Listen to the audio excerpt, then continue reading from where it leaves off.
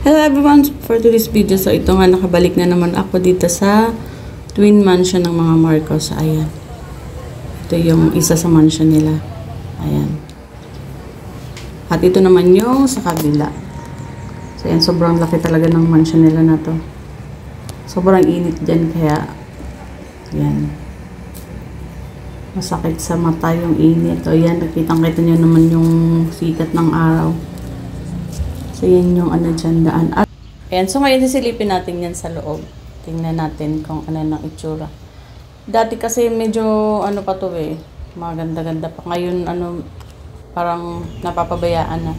So, ayan nga, mapapansin nyo, masyado ng, ano, maalikabok. Makapal na yung alikabok. Silipin natin sa loob. So, yan. O, diba? Maalikabok na masyado. Ayan yung picture nila mag-asawa, si Ferdinand Marcos at Imelda Marcos. So ayan nga, titingnan natin yan sa ano, sa loob, silipin natin. Sobrang lawak ng kanilang ano, sala.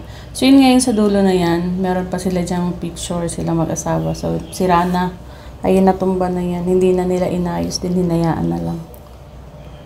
So, yan. Silipin natin ng saglit sa loob. Yan. O, diba? Imagine nyo yung panahon na bago pa to. Ang ganda talaga dito. Ang lawak ng ano nila na sala.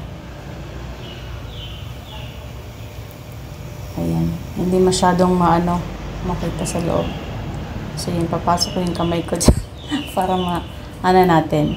makita natin ng buo yung loob yun. So, yan. O, diba? Ang lawak. Sobrang lawak talaga ng kanilang sala.